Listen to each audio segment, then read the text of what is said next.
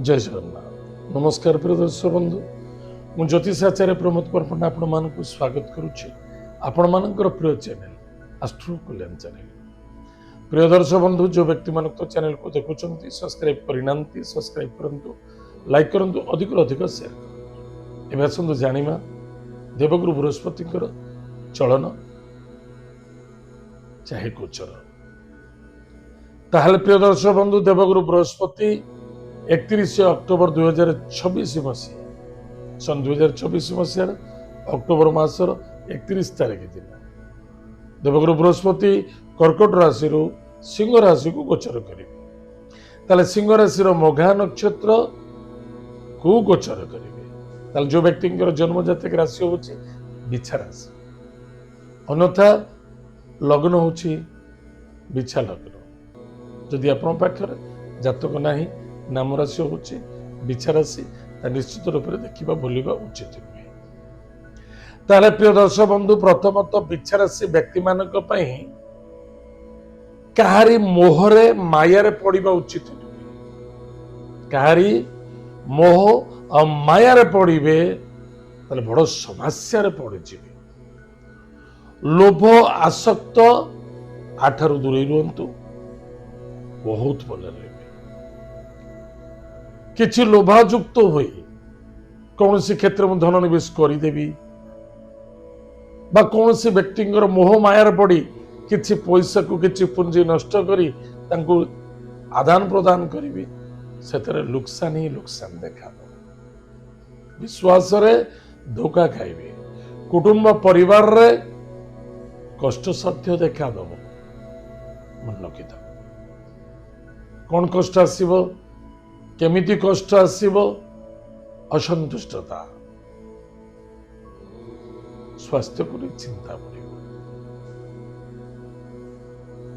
पुण्य मांगलिक कार्य खर्च बढ़िबो। ताहले यथेष्ट सिस्टम एवं शिष्टाचार अनुसार कार्य करबा बहुत आवश्यक। माता को स्वास्थ्य प्रति ध्यान दियंतु। भू संपत्ति पर धन निवेश करुचंती बा पैसा आदान प्रदान करुचंती चाहे विदेश जावाई कौन सी व्यक्ति को पैसा आदान प्रदान करुचंती बा जॉब करबा पाई कौन सी व्यक्ति सहित धन आदान प्रदान करुचंती टिके सावधान रहिबे। धोखा न लागू कष्ट न लागू पीड़ा न लागू सावधान होगा बहुत आवश्यक। गाड़ी प्रॉपर्टी जमीन जायदाद क्षेत्र धन निवेश करुचंती भाभी चिंती परखी देखिबा बहुत आवश्यकता अछि। व्यापार वाणिज्य क्षेत्र टिके सपोर्ट सहयोग मिलिबो टिके उन्नति होवार संभावना देखा दउछि किंतु केतु सहित अछि टिके सावधान। केतु महाग्रह बौद्ध ज्योतिष शास्त्र कहे केतु है चंडाल ग्रह देवगुरु बृहस्पति ब्राह्मण यह एक गुरु चंडाल दोषार भाव देखा दउछि। एक पक्षर सिंह राशि देवगुरु बृहस्पति कर्म क्षेत्र प्रमोशन पोजिशन इंक्रीमेंट सफलता मध्य देवे।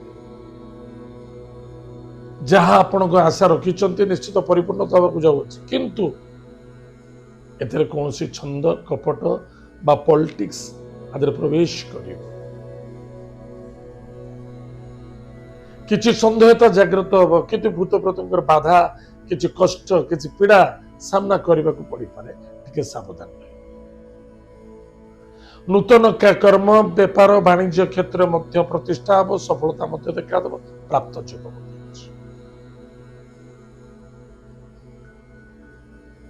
पिता द्वारा सपोर्ट सहयोग मिल पिता स्वास्थ्य को चिंता बढ़ सावधान। बंधु बांधव मित्र एम सहित श्रद्धा आदरता आत्मसम्मान रखा अत्यंत आवश्यकता है। पितृतुल्य व्यक्ति बड़ भाई बड़ ज्येष्ठ भाता बड़ भाई बड़ बंधु बांधव मित्रता बा परिवार एम सहित द्वंद्वता करने उचित नुहे जहाँफल अभिशाप प्राप्ति अच्छी सावधान। प्रत्येक दिन प्रातः समय भगवान विष्णु सहस्रनाम स्तोत्र पाठ करंतु। एतद व्यतीत मंगलवार शनिवार गुरुवार दिन भगवान विष्णु को तुलसी जटा दान करंतु एवं यही दिन सोमवार मंगलवार शनिवार दिन ଭଗବାନ ହନୁମାନ ମହାପ୍ରଭୁଙ୍କୁ ଫଳ ଦାନ କରନ୍ତୁ। ଚାମେଲି ତେଲରେ ଦୀପ ଜଳାନ୍ତୁ। ହନୁମାନ 40 ବା ବଜ୍ର ବାଣ ପାଠ କରନ୍ତୁ। ଏହା ଦ୍ୱାରା ଆପଣଙ୍କର ମଙ୍ଗଳ ହେବ, ସଫଳତା ମିଳିବ, ଆନନ୍ଦ ମିଳିବ। କିନ୍ତୁ ଧ୍ୟାନ ଦେବେ, ସ୍ୱାସ୍ଥ୍ୟ ହିଁ ସମ୍ପଦ। ସ୍ୱାସ୍ଥ୍ୟ ପ୍ରତି କେବେ ବି ଅବହେଳା କରିବା ନାହିଁ। ଅଧିକ ଆଶାବାଦୀ ହେବା ବା ଲୋଭାଯୁକ୍ତ ହେଲେ କିଛି ମିଳିବନି। ସଂସାରରେ ଆସିଛେ ଖାଲି, ଯିବା ବି ଖାଲି। This is life is the drama. କିଛି ନାହିଁ। କେୟାରଫୁଲି, ସାବଧାନ। ପ୍ରିୟ ଦର୍ଶକ ବନ୍ଧୁ, ଏତ ଥିଲା ବିଛା ରାଶି ବ୍ୟକ୍ତିମାନଙ୍କ ପାଇଁ ମାସିକ ରାଶିଫଳ। ଆଜି ତ ସରିଯାଇଛି କାର୍ଯ୍ୟକ୍ରମକୁ ଆମେ ଏଇଠି ରଖୁଛୁ। ପୁଣି ଦେଖା ଆଗାମୀ। ଜୟ ଜଗନ୍ନାଥ, ନମସ୍କାର।